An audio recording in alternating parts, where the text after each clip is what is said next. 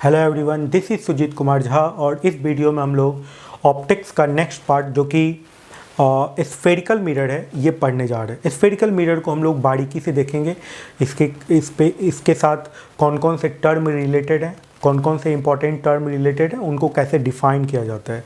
सबसे पहली बात, स्फेरिकल मिरर को बनाया कैसे जाता है। वैसे तो क्लास 10th में आप इन सब बातों को पढ़ चुके हैं, मैं उसी चीज़ों को एक बार दोहरा देता हूँ, उसके बाद फिर हम लोग हायर लेवल का स्टडी करेंगे।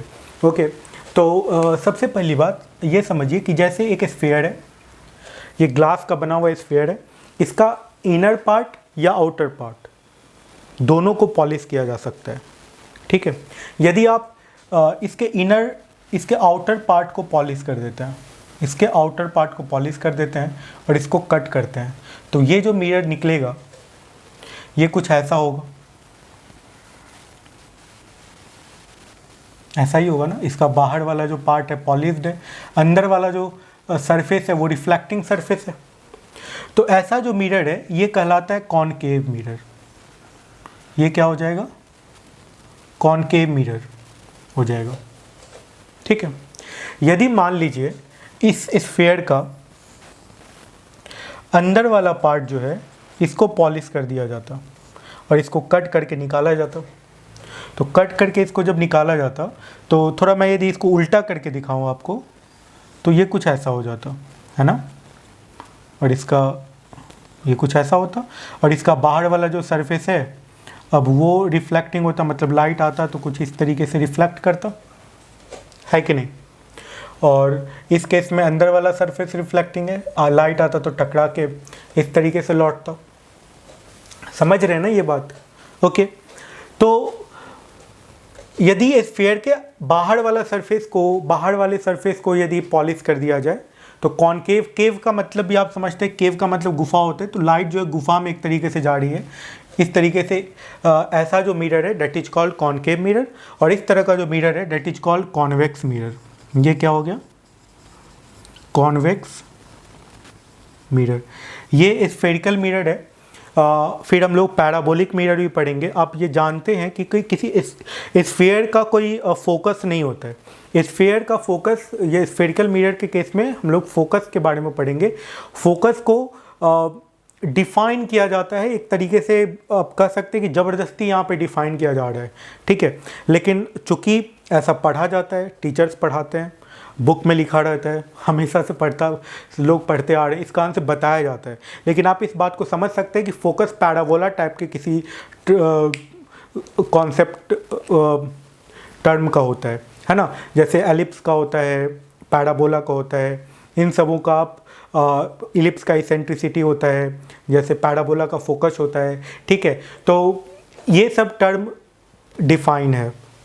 ठीक है, तो फोकस जो है एक्चुअली में सर्कल के लिए या स्फीयर के लिए डिफाइन नहीं है, लेकिन हम लोग फोकस स्फीयर के लिए भी डिफाइन करते हैं, स्फेरिकल मिरर के लिए डिफाइन करते हैं। क्यों करते हैं, कैसे करते हैं, ये सब हम लोग आगे पढ़ेंगे।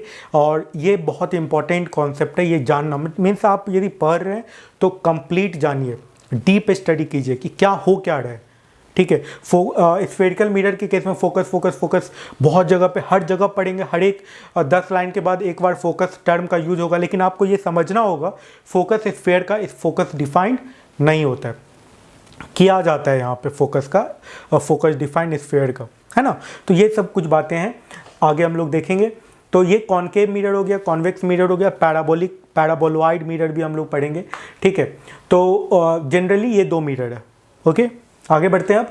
अब समझिए कॉनकेव मिरर, कॉन्वेक्स मिरर जब पढ़ रहे हैं तो इससे रिलेटेड कुछ इंपॉर्टेंट टर्म कौन कौन से हैं। तो टर्म जो इम्पॉर्टेंट है वो, जैसे ये मिरर हो गया, कॉनकेव मिरर की बात करें तो कॉनकेव मिरर, ये कॉनकेव मिरर है। इस पॉइंट, ये जो पॉइंट है डेट इज कॉल्ड पोल। ये क्या कहलाता है? Pole. Means mid point of spherical mirror is called pole. Convex mirror में ये पोल हो गया, कॉनकेव मिरर में ये वाला जो पॉइंट है, मिडिल पॉइंट जो है ये पोल है। ओके, और एक टर्म और डिफाइन है, एपर्चर। एपर्चर किसको कहते हैं? यदि आप इस स्फेरिकल मिरर को इस तरफ से देखिएगा तो ये कुछ सर्कुलर दिखाई देगा, देख रहे हैं ना, ये सर्कुलर दिखाई देगा, है ना। तो ये जो स्फेरिकल मिरर का जो ये वाला जो पार्ट है, ये सर्कुलर पार्ट का जो डायमीटर है, दैट इज कॉल्ड एपर्चर। ये एपर्चर है। ओके, तो ये जो होगा ना, ये एपर्चर कहलाएगा। ओके, तो एपर्चर डी हो गया यहाँ पे क्या, एपर्चर। इंपॉर्टेंट टर्म है एपर्चर। ठीक है, एपर्चर यदि किसी स्फेरिकल मिरर का एपर्चर बड़ा होता है तो लाइट जो है वो ज़्यादा लाइट इस पर आप इंसिडेंट कर सकते हैं, इस कारण से इमेज जो है ज़्यादा शार्प बनेगा, ज़्यादा क्लियर बनेगा।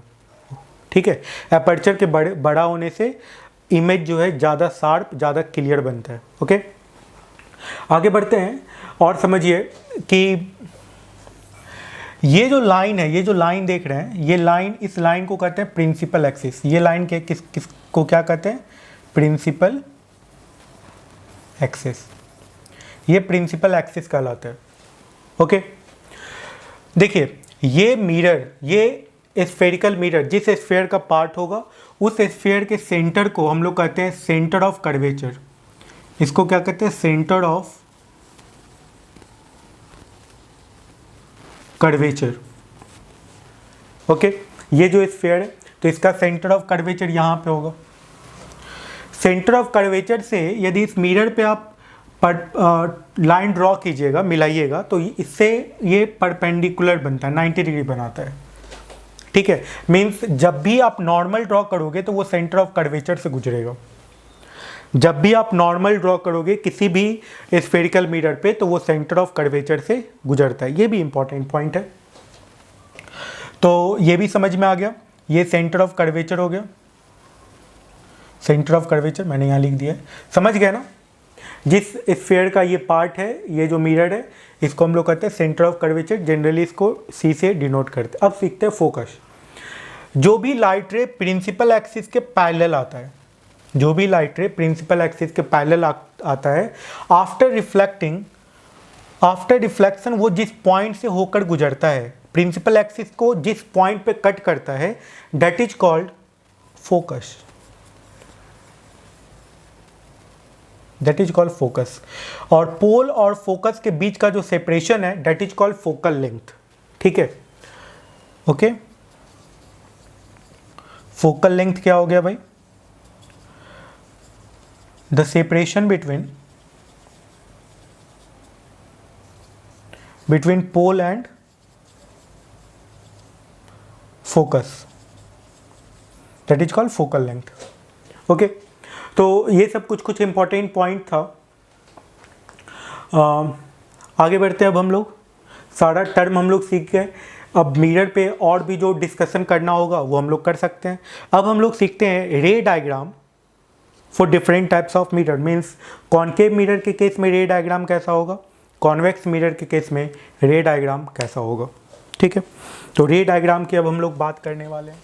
समझिएगा, जैसे कोई स्फेरिकल मिरर है, ये कॉनकेव मिरर ले लेते हैं। लाइट रे जब प्रिंसिपल एक्सिस के पैरेलल आएगी तो ये फोकस से होकर गुजरेगी।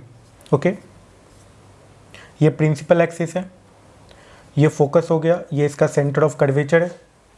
ओके, तो ये फर्स्ट रे डायग्राम हो गया कॉनकेव मिरर के केस में। सेकेंड रे डायग्राम ड्रॉ करते हैं हम लोग। जब लाइट रे सीधा पोल पे इंसिडेंट कर रही है तो कुछ उसी एंगल पे, प्रिंसिपल एक्सिस से उसी एंगल पे ये रिफ्लेक्ट होगी। इस केस में भी आप angle of incidence, angle of reflection को दिखा सकते थे। ये हो गया एंगल ऑफ इंसिडेंस, ये हो गया एंगल ऑफ रिफ्लेक्शन। ओके, दोनों बराबर होगा। तो कुछ ऐसा हो गया। सेकेंड रे डायग्राम है। थर्ड रे डायग्राम, ये सेकेंड रे डायग्राम है, ड्रॉ कर लीजिएगा अपनी कॉपी में। थर्ड रे डायग्राम देखते हैं। थर्ड रे डायग्राम कैसा होगा, जब सेंटर ऑफ कर्वेचर से लाइट रे पास कर रहा हो तो क्या होता है। जब सेंटर ऑफ कर्वेचर से लाइट रे पास कर रहा हो तो अपने पाथ को वो रिट्रेस करता है। ठीक है, तो ये तीन रे डायग्राम है जिसकी मदद से हम लोग इमेज फॉर्मेशन करेंगे। ये कॉनकेव मिरर के लिए रे डायग्राम हो गया। इसी तरीके से, सेम तरीके से कॉन्वेक्स मिरर के लिए रे डायग्राम होगा। तो कॉन्वेक्स मिरर के लिए अब रे डायग्राम हम लोग ड्रॉ करते हैं, ठीक है। तो कॉन्वेक्स मिरर का रे डायग्राम अब हम लोग देखते हैं।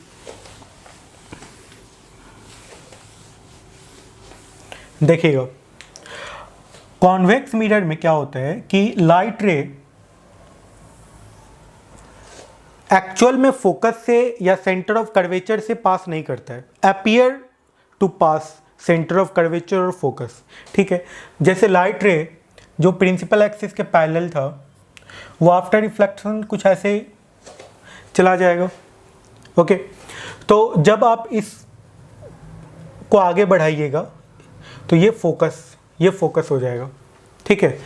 यदि आप इस पे नॉर्मल ड्रॉ करिएगा तो ये सेंटर ऑफ कर्वेचर से गुजरेगा और आप समझ सकते हैं ये एंगल ऑफ इंसिडेंस है, ये एंगल ऑफ रिफ्लेक्शन है, कुछ ऐसा हो जाएगा, ठीक है।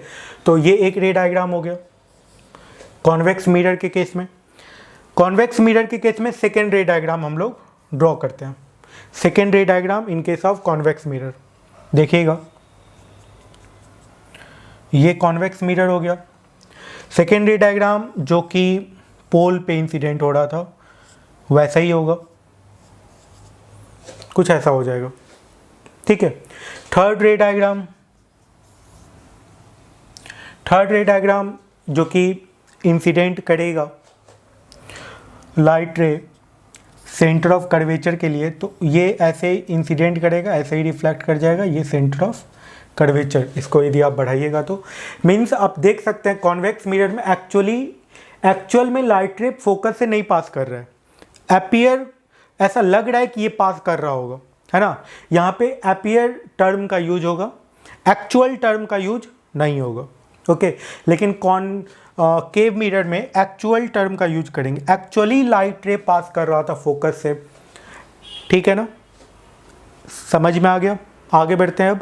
अब हम लोग देख लेते हैं कि किस तरीके से F = R/2 प्रूफ किया जाता है नेक्स्ट वीडियो में। Thank you so much.